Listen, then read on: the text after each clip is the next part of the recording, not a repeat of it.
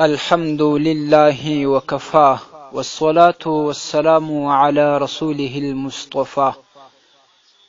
قدرمند و محترم یو ورور پوښتنه کړې ده چې په عباداتو کې که لمونځ دی که نور دی عبادتونه وي، شیطان وسوسې رااچوي، کله وایي لمونځ دی نه دی کامل، کله وسوسه راولویږي چې په رکات کې درنه صورت فاته سو، نو د دغه علاج راته وښیاست.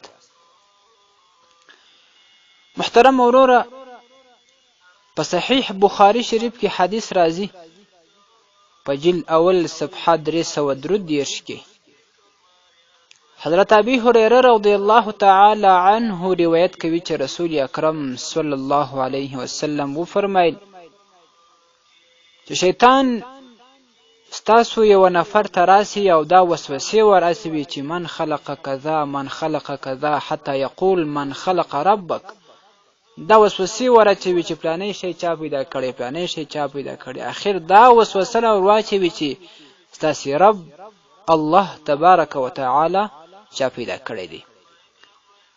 نو رسول اکرم صلی الله علیه وسلم فرمای فاذا بلغ ذلك فليستعذ بالله، چې کله دغه حالت ته ستاسې وسوسه ورسیږي نو تاسې فورا اعوذ بالله من الشیطان الرجیم وایست.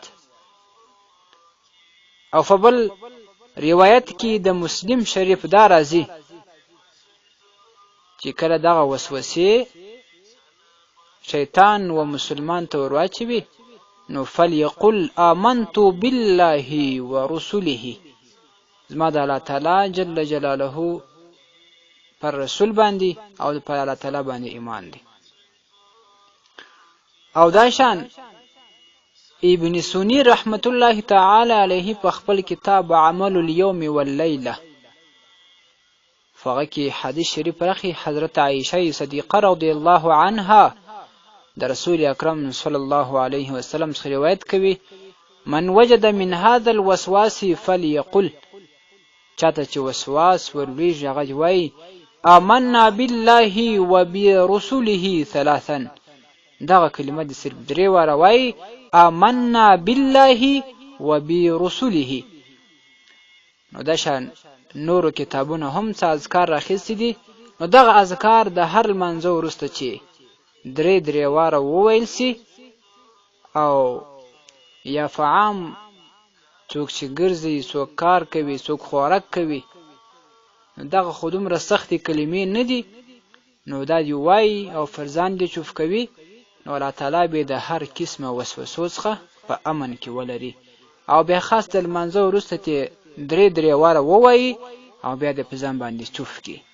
مختصر یو اعوذ بالله من الشیطان الرجیم او آمنت بالله ورسوله، یا داسې چې آمنا بالله وبرسوله، دا دی وایي او فرزان باندې چوف کوي. الله تعالی به د شیطان د وسوسو څخه وساتي او دا وسوسې به ځینې ولاړې شي.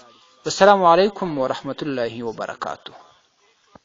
ستاسې د اسلامي پوښتنو جوابونکی مولوي حکیم الله صابر الحنفي صاحب د پوښتنو لپاره د رابطې نمبر 002 314 و 88 440. والسلام.